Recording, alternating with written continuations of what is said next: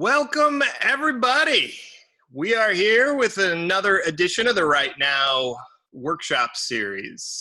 This week, we've got all state poets and poets laureates. You've been to Nebraska and South Dakota so far. Today, we go to Kansas, and we are excited to do so. So, right now, we're going to be led by Huascar Medina. He's the Poet Laureate of Kansas. The Poet Laureate of Kansas promotes the humanities as a resource for Kansas. Huascar is a poet, writer, and performer out of Topeka. He works as a freelance copywriter and as the literary editor for 785 magazine, publishing stories that spotlight literary and artistic events in Northeast Kansas. You can find his poems in the collection, How to Hang the Moon, his collection put out by Spartan Press. He's a winner of ARTSConnect's 2018 Arty Award for Literary Art. And he's got a book that's sort of out. It's like just coming out, and so ask him about that. It's called Un Mango Grows in Kansas. So with that, I'm going to turn it over to Huascar. Thank you, Matt. I appreciate the introduction. Thank you for everyone who's joining us today, Nebraska Writers Collective. It's nice to connect with people. You know, we're very isolated right now. So I look forward to this exercise that we're going to partake in this workshop. I'm going to title this today, Letters from a Poet. I'm really concerned with doing work that's authentic, you know, making sure that the work that I'm writing is from a sincere place, that the writing that I do rings true. When we approach writing in that form, I believe it's easier for us to connect with other people. To write from a place that's sincere, we have to be vulnerable. So the exercise we're going to do today is going to lead us to a position of empathy. But it starts with us being really honest with ourselves in the conversations we have with ourselves or other people, and also thinking about how that conversation is received, how those words are received. It might sound a little weird to be, we're going to be writing letters here. This is what we're going to do. And it's going to help us in writing poetry, and I'll explain that further. I write poetry to connect with people, to communicate. And I want to ensure that I'm writing with a lens that's wider, that encompasses other viewpoints while I'm expressing myself. So I want to make sure that I can connect with the audience, kind of remove the author from the work and just focus on the voice and ensure that the voice is authentic, but not just my voice anymore, that it becomes this bridge for communication. And it leads to empathy. A lot of my work is about empathy right now. So I believe there's the highest form of intelligence is empathy, and the path to empathy is through truth. So letters from a poet. Our exercise today is I want us to take a second and write a letter. And we're going to write a letter to a younger version of ourselves, someone that we don't communicate with as often as we should, someone that's still here or has left us. And I want us to share a truth that we wanted to with them, or advice that we want to give them that we haven't. And that, you know, I would write to myself, you know, and this is the exercise we're doing today. So I guess the first two words should be, dear that individual you want to write to, that you're trying to communicate with, that you have something to say to, that you haven't said openly. And this is a safe way to communicate those thoughts to that person. I'm going to write to myself today. That's what I'm choosing to do. So I will do, dear Huascar is the letter I'm writing. So the letter that I'm, so I wanted to take some time and write to that individual. And I think a good amount of time for that is probably about 12 minutes seems long, but I really want us to be really honest about what we're saying to this person and be vulnerable and share emotion. I'm not asking for just disclosure of how you're feeling. I really want you to confess, be authentic in your voice here. So I guess we can start now, and we'll stop. What time?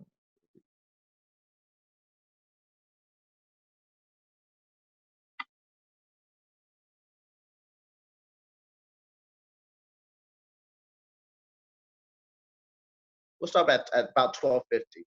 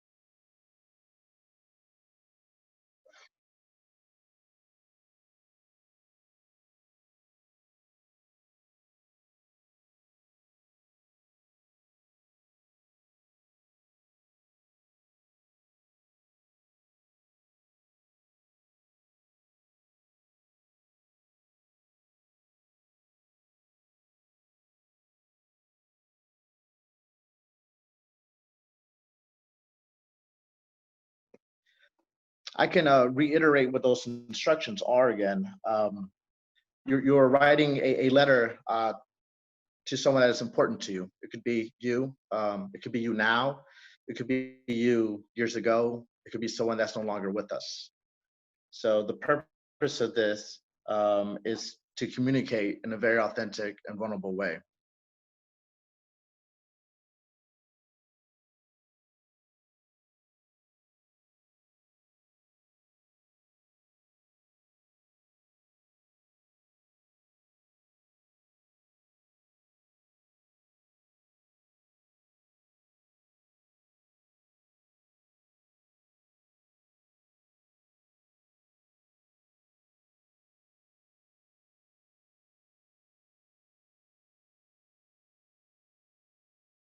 Thank you.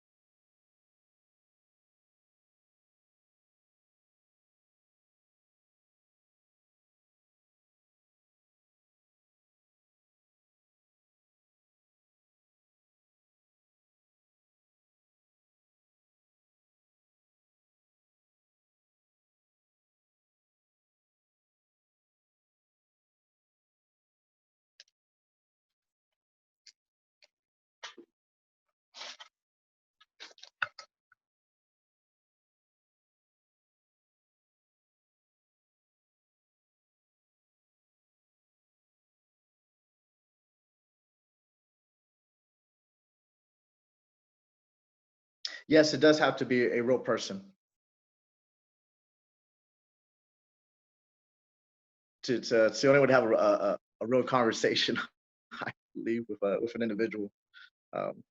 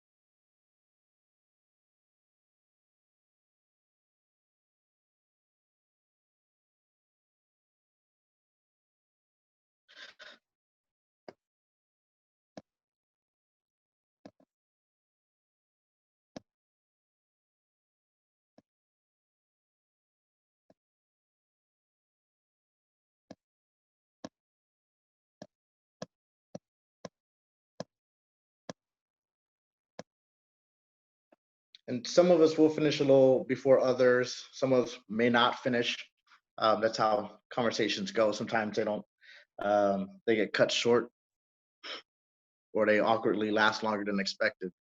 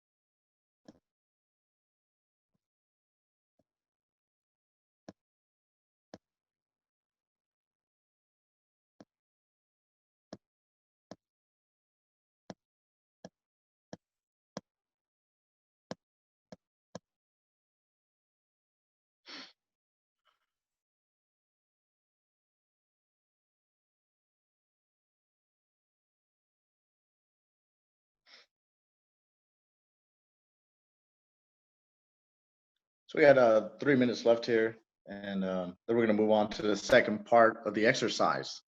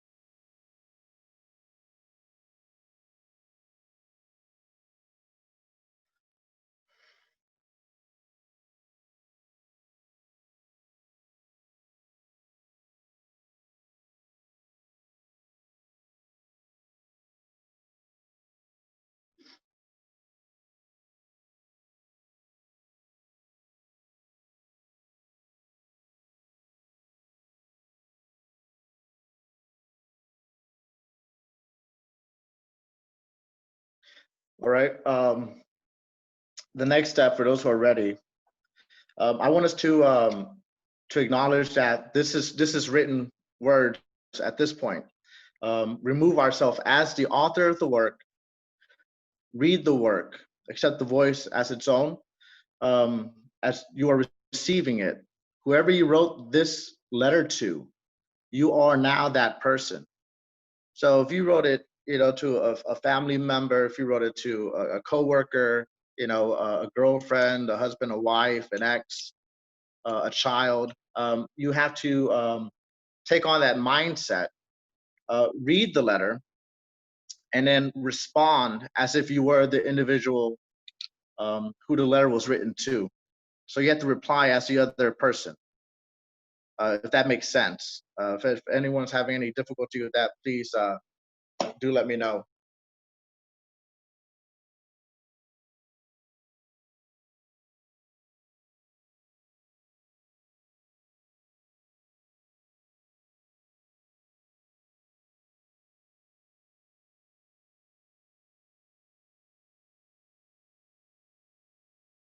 and you are to respond to this letter as if you're the person who received it.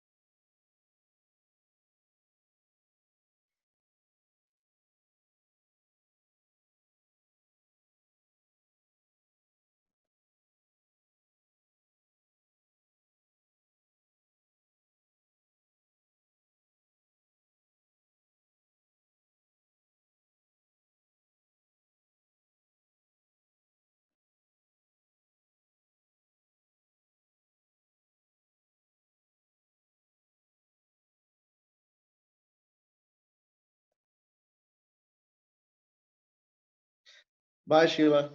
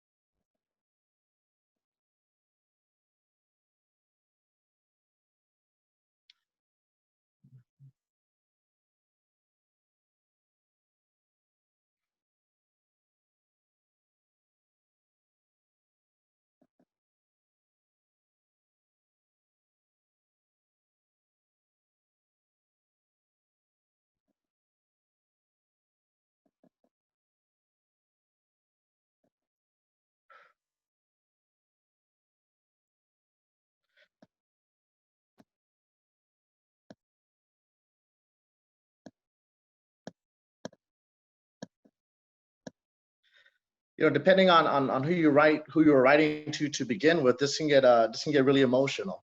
You know, so and that's okay. You know, those are acceptable parameters with this exercise.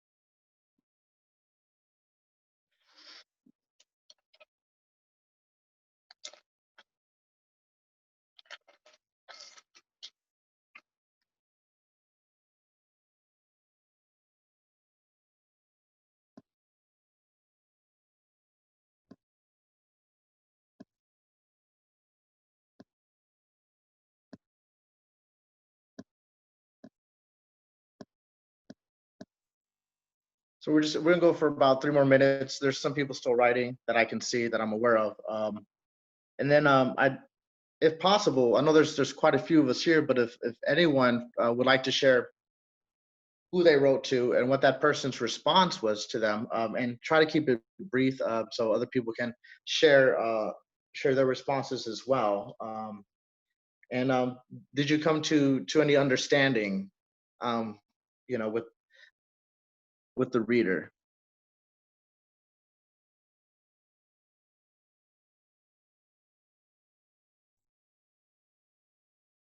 I can share if it's okay with you.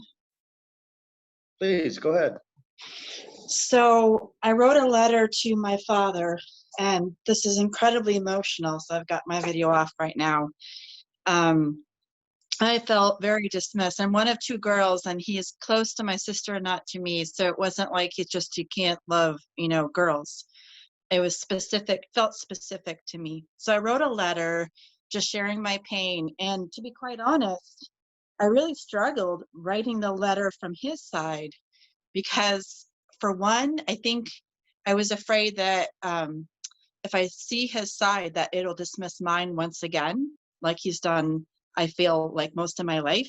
Even though we have a relationship, it's on a surface level, and I have to always hear his feelings, like if he's angry, but I can't even share like one small thing he doesn't do right by me. There's no response, there's dismissiveness of that. So I really struggled, like, and also a piece of it because it was really hard. The only thing I could come up with was that he might dismiss it and say, I didn't do this. This is not what I did, because I expressed my pain to him. Or he might just like get hurt, or he might just have questions. So to be honest, I struggled with that second piece of it, probably because I'm so close and it's so emotional for me. And I think I'm afraid of my feelings getting dismissed, like as I get into his side of things. Yes, that's the fear, right? That being dismissed is a form of rejection. It seems like you are, even within the writing, trying to connect with this individual. Is it someone that you could still have a conversation about regarding this, or is it too This late? is my dad. I don't even feel like I can tell him anything of what I really feel about our relationship. I want to, and I've been wanting to for about 10 years. And I've been, encouraged here and there, but then it just, every time I'm around with just other things, like just pieces of my life he doesn't agree with, because like I'm a Christian and he's not. There's quickness to criticism from his side about any part of my life. So it just, on the other hand, he went through, what is it, 6 years ago, or I don't know, 3 or 4 years ago, he went through a whole replacement of stem cell cancer. So then there's always that fear of, but you don't want to not do it, but then sometimes it can make it worse. So it's just, and there's a lot going on in the world nowadays. So I don't want to add to anyone's stress and my own. Um, so I'm not sure. At some point I might. Right now, I don't feel comfortable telling the specificness of what was in the letter. I don't feel like it'd be safe for me or even safe for him, because that was incredibly raw.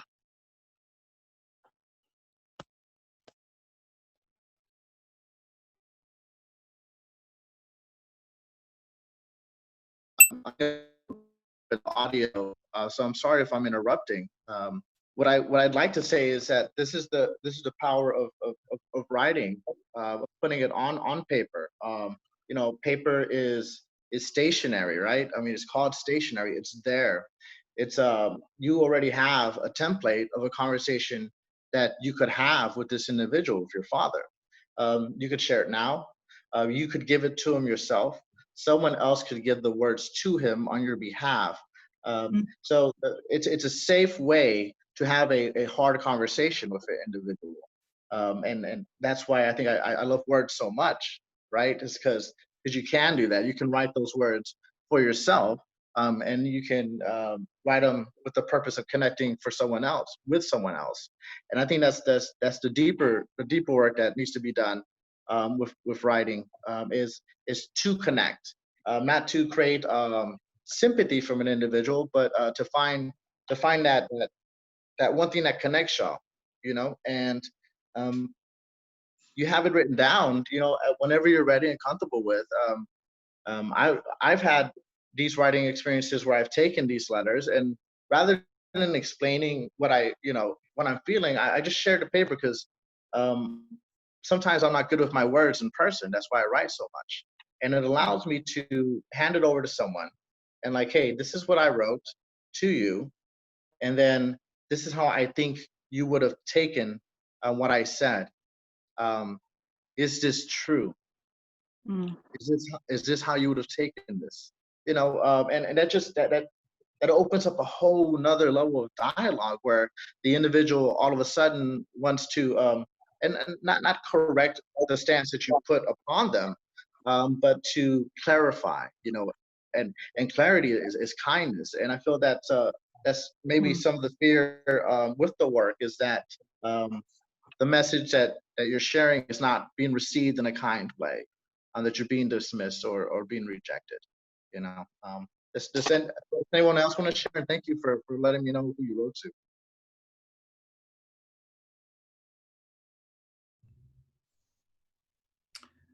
I don't really want to, I mean, I wrote a letter to myself, but I guess I just wanted to comment that I feel like when we write things that we slow down the conversation, and that is a really, really, I think, advantageous thing that we can do for ourselves because we have time to contemplate. It's not like on Facebook or any social media where we're like rapid fire, ding, ding, ding, really smacking people with, what we want to say, and then they're doing the same thing back. And it's like, we just have this time to put down everything that we want and to be as complete as we want. And I just think that's really valuable. That's why I journal, frankly. But correct. I do the same. I journal, and I get to sit and come back to an experience, a moment, right, of emotion. Like it's caught on the page, a thought, and I can revisit it later, maybe at a time where it's less intense for me. But it exists. It's there in paper form. It's a tangible thing now. Like I have evidence. I have a primary source, something that occurred to me or that I'm feeling. And I think that's why I chose poetry, because of that. That it is a way to express truth, and truth is not always beautiful. Truth can be really ugly. But I do believe all truth is poetry at the end of the day. And when you share your words in the form of poetry, you're sharing it in an artful manner, and it gives your words a little more grace, and someone's more likely to receive it in the form of poetry, as long as you're being authentic with the need to want to communicate and connect. Because poetry is one of those rare forms that the words can communicate before they're understood. You can have a sentiment, a feeling about something before you completely understand what it is you're feeling.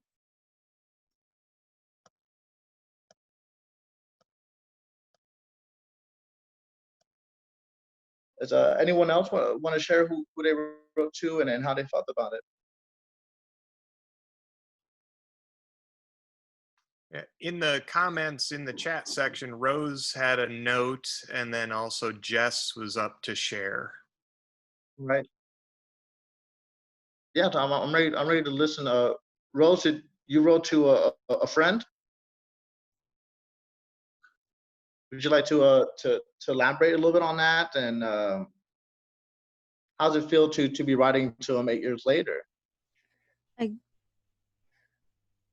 We used to be really close. We knew each other for several years in like preschool at a daycare, and then she happened to be in the same kindergarten class as me.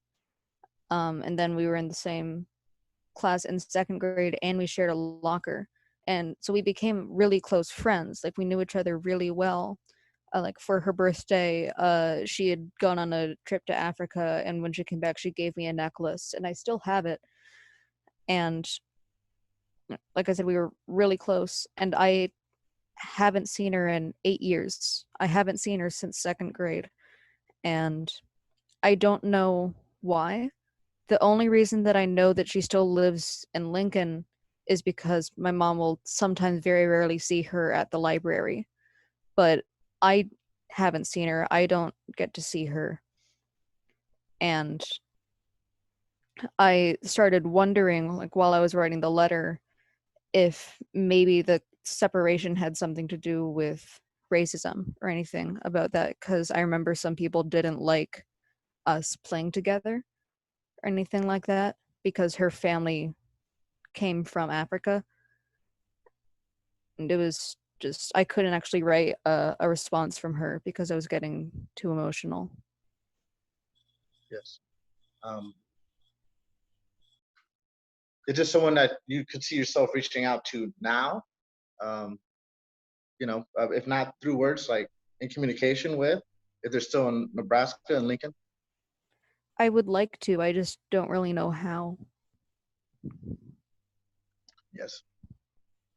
Words have always been my way of reaching out to people. It's my saving grace, being able to say how I feel very clearly on the page, and put the onus on someone else if they want to receive the message or not. So thank you for sharing that.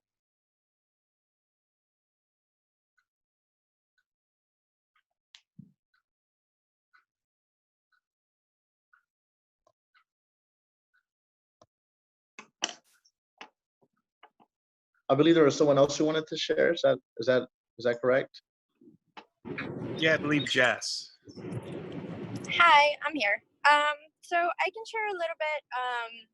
So I wrote a letter to my mom, and I actually ran into an issue when I was trying to respond because there is a language barrier.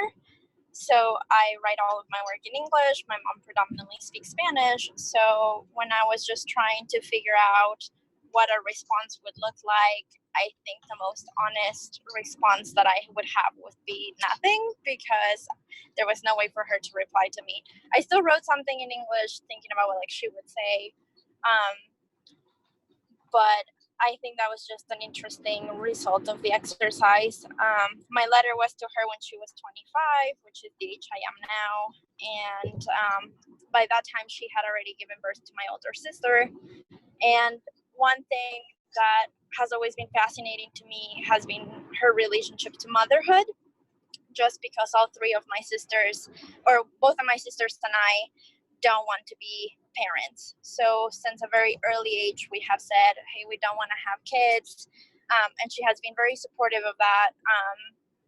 And my oldest sister is now 36, and she never had kids. And it seems like both me and my younger sister are on the same trajectory. So it's just been really interesting to kind of envision that. One of the things I quote unquote confessed in my letter was that I often catch myself fantasizing about what her life would have been if she wouldn't have had us, because she is such a brilliant person, just kind and loving, and everyone around her just feels filled with her energy. And I think about how much energy it takes to raise kids and to give them safety and give them opportunities, and how much of that energy she could have put out into the world through her creativity and through her art and through just her personhood, and feeling like somehow we stole that and we kept it for ourselves. So in my poem, I'm just asking her, like, hey, like, do you think about this as much as I do? And if so, not why not? And then by the time I got to the answering part, I was like, oh, right, like, you would need me to translate this for you. So there's obviously that barrier at that point. So it's just very interesting.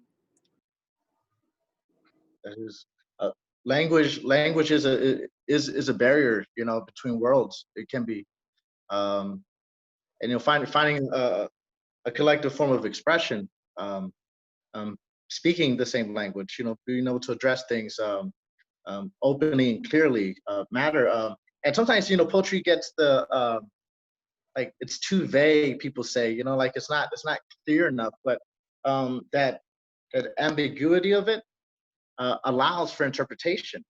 And the minute the work is written and someone takes it over, your intention in the work cease to to exist. You want it. I mean, we all know what we want on the other end of that, right? We want to invoke some type of feeling of catharsis in the reader when you are writing, poetry.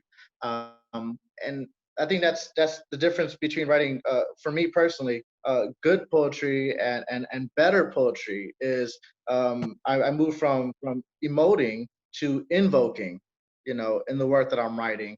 And I try to keep the individual, the audience in mind when I'm doing that. When I'm writing, I am purposely keeping in mind how this will be received when I'm writing that work. And that's a primary part of this exercise, is to not just write from an I stand, an I point of view, not just me, but also keep in mind the other side that is receiving the message, how it will be received, what they may possibly be thinking.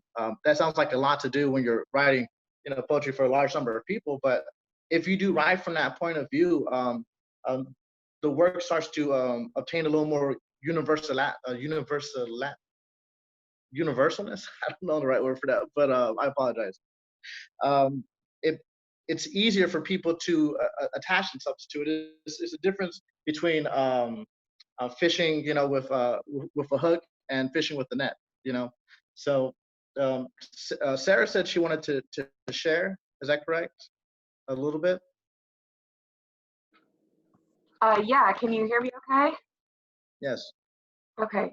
I won't get into this too much because it's pretty lengthy, but I wrote to a very young me, just sort of explaining, and I tried to think of ways to talk to her with her language, with how a 5-year-old would perceive things, and just tried to kind of explain to her in a more of a logical way why some things were happening in her world. And I did get into a little bit about this wasn't your fault, but I also actually explained to her, like, here's why this person in your life is like this, and you didn't know that, and you had no way of knowing that, and you thought that you did A and that's why they did B, and it's not.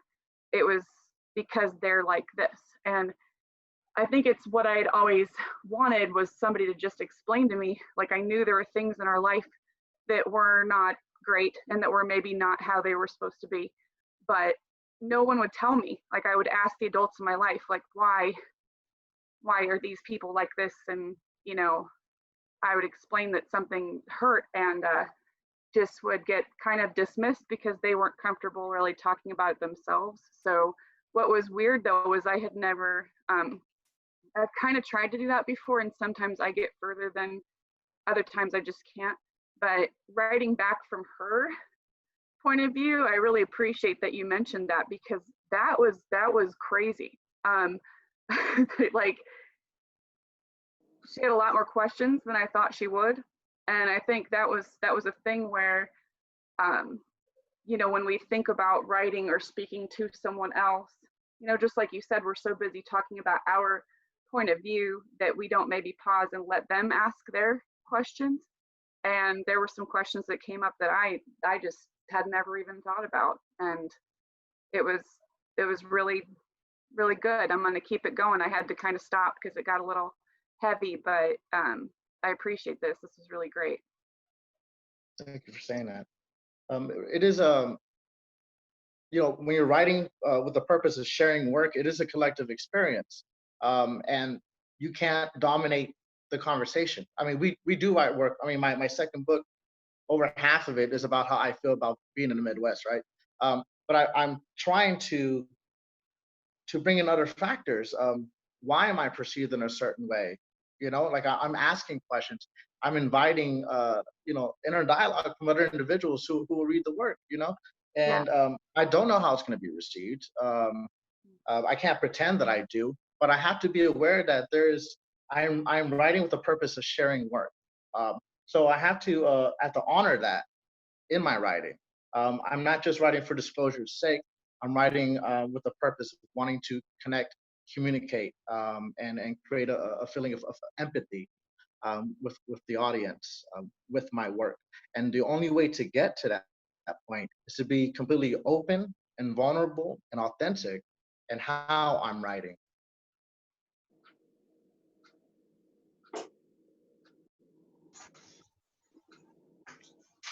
Thank you. Oh, you're welcome. No, thank you for sharing. I really appreciate that.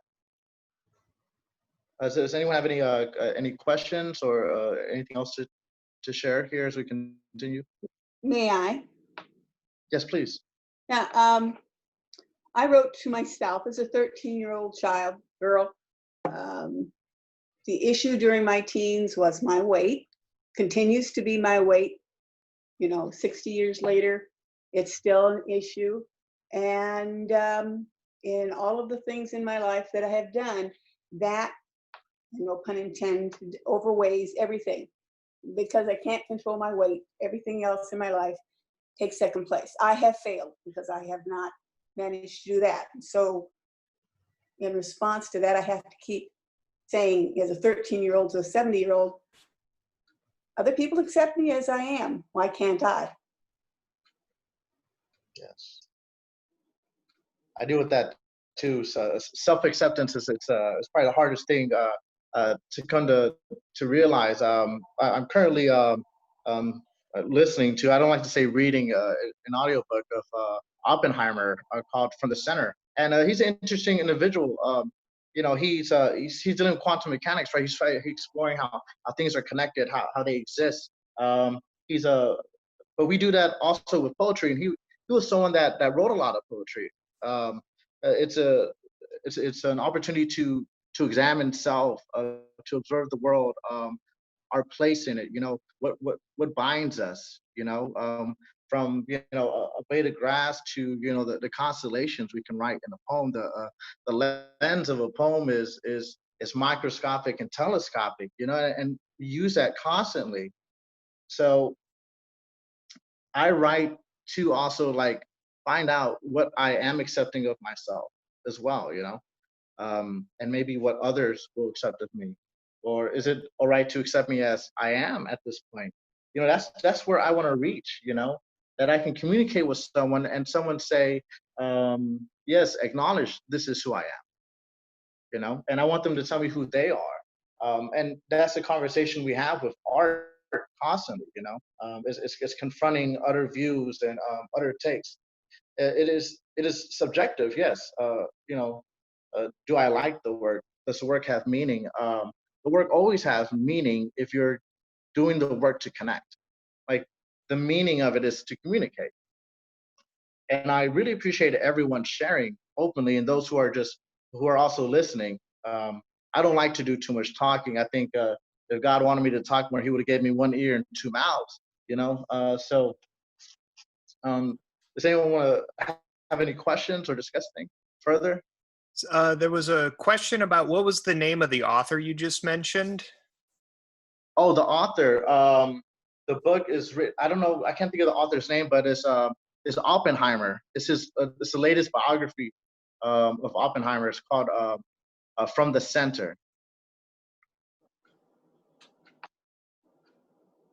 And explores his life from coming to the his family being in the United States, being Jewish and German, and how he struggled with that, and being part of a family that's rich, and how that affected him, and the constant anxiety that he felt that he was not good enough. This is an incredibly intelligent man, right?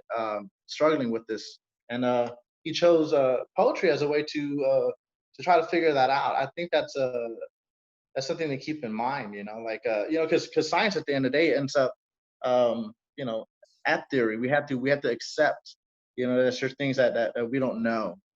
There's a great deal of faith that comes to that after a while, and I think we have to approach our writing with that same kind of faith. That things will align themselves in a certain way, in a way that hopefully is acceptable to us and others.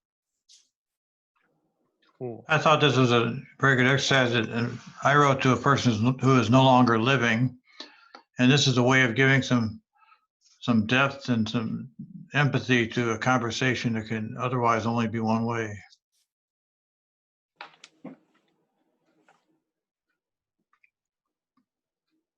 I've done this exercise with individuals before, and some of them have just recently lost someone and wanted to say something to them.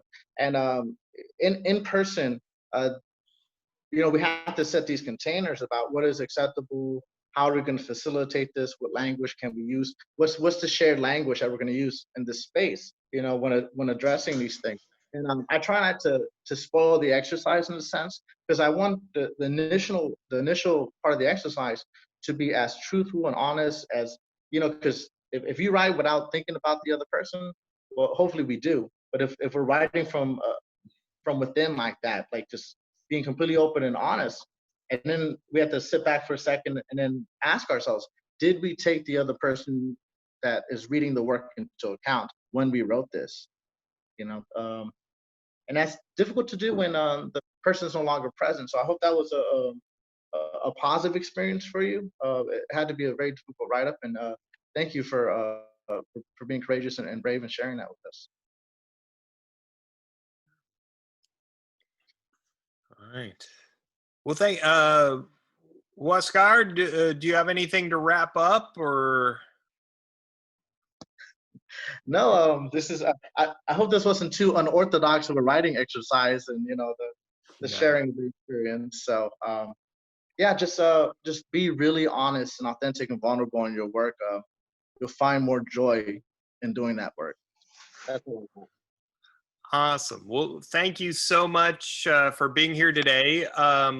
For everyone else, we've got the Iowa Poet Laureate tomorrow, Debra Marquart, and then a series every Friday in July, which email me with questions, or you can find us on Facebook. Huascar, could you do me a big favor and show us the cover of your book? Yeah, it's you can order it at huascarmedina.com. So just go in there, and the website is up to date, pretty up to date. We got some changes to make, but we'll get that done. Awesome. Well, thank you for coming in today, and I'm gonna share up the graphics so everyone can see more about tomorrow. Also, you can find out about the July session, facebook.com/NEWriters. We do take donations, always. But thank you everybody for coming today. And again, Huascar, you are wonderful, and this was great working with you. Thanks, man. I appreciate it. Hey. Thank you. Take care, everyone. Thank you so much.